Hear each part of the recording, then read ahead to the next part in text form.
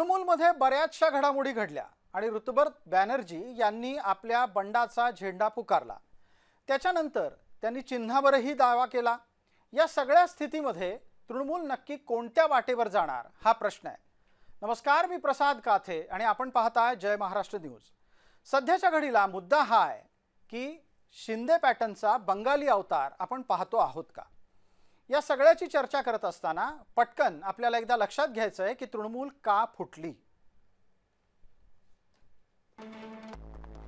निकालानंतर वरिष्ठ नेत्यांनी स्थानिक आमदार आणि कार्यकर्त्यांना दोषी धरलं।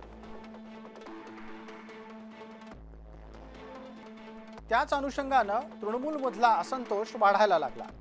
वरिष्ठ नेते आपल्याच तंद्रीत भाजपाला दोष देऊन मोकळे झाले, पण आत्मपरीक्षण करायला तयार नव्हते। अभिषेक यांच्या एकाधिकारशाहीला प्रचंड विरोध होता। या निमित्तानं चर्चेसाठी आपण वळतोय आपल्या सोबत असलेल्या सोमेन मुखर्जी यांच्यापर्यंत।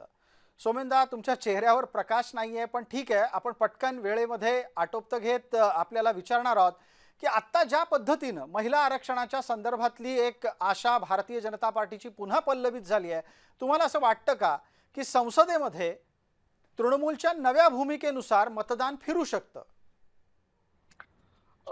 नमस्कार खाते साहेब। नमस्कार। हा अवश्य होऊ शकतो, कारण आजचा जे घटनाक्रम झालेला आहे त्याच्यामध्ये तृणमूलचे राज्यसभेचे सांसद माननीय ॲडव्होकेट अधिवक्ता सुखेंदू शेखर रॉय ह्या साहेबांनी सांगितले की पुढे काय घडतंय लोकसभेमध्ये ते कल्पना येत नाही, कारण त्यांचं म्हणण्याप्रमाणे त्यांच्या संपर्कात काही खासदार आहे ज्यांनी ऋतुब्रत बॅनर्जीच्या माध्यमातून, म्हणजे त्यांच्या नेतृत्वाखाली जे तृणमूलचे एक 58 आमदार बाहेर पडले, तसेच आपलं काकोली घोष दस्तीदार यांच्या नेतृत्वाखाली लोकसभेमध्ये पण बाहेर पडायचे बरेचसे जवळपास 18 ते 20 खासदार ह्या तयारीत आहे। ती जर झालं म्हणजे ते हे जे पक्ष जर फुटले, तृणमूल कडून बाहेर पडले, तर मग त्यांचा वेगळा पक्ष स्थापना होऊ शकते आणि ते झालं तर ऑफकोर्स ते एनडीएच्या बाजूला मतदान करण्याची शक्यता आहे, ते वाढत आहे अशी दिसते।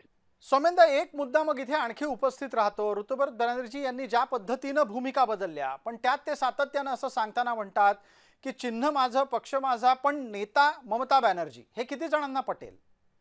इथे थोडीशी साहेब काते साहेब, इथे थोडीशी जरा आपसात ते 58 विधायकांमध्ये आपसामध्ये थोडीशी भांडण आहे। त्याच्यात ऋतुब्रत बॅनर्जी आणि संदीपन शाह आणि त्यांच्या जोडीला असणारा जवळपास 35 ते 40 विधायकांचं म्हणणं आहे की ममता बॅनर्जी हे फक्त एक आपलं मार्गदर्शक म्हणून त्यांना मान्यता देत आहे, पण बाकीचे कुठले 10 ते 12 आमदार आहे त्यांचं म्हणणं आहे की नाही, त्यांना प्रमुख नेत्री म्हणून आपल्याला ठेवायचं आहे। त्या आपसामध्ये थोडीशी विरोधात आहे, पण त्याच्यात मेजॉरिटी आमदार जे ऋतुब्रत बॅनर्जी जोडीला आहे त्यांना वाटतंय की ममता बॅनर्जी फक्त प्रमुख मार्गदर्शक म्हणून राहावं, ते नेतृत्व म्हणून नको। खूप खूप आभार सोमेंदा या सगळ्या प्रतिक्रियेच्यासाठी। एकूणात काय तर कलकत्त्यातला शिंदे पॅटर्न हा नवी दिल्लीमध्ये मोदी पॅटर्नला लाभार्थी ठरतोय असं दिसतंय। तुर्तास इतकंच, आपण पाहत रहा फक्त जय महाराष्ट्र।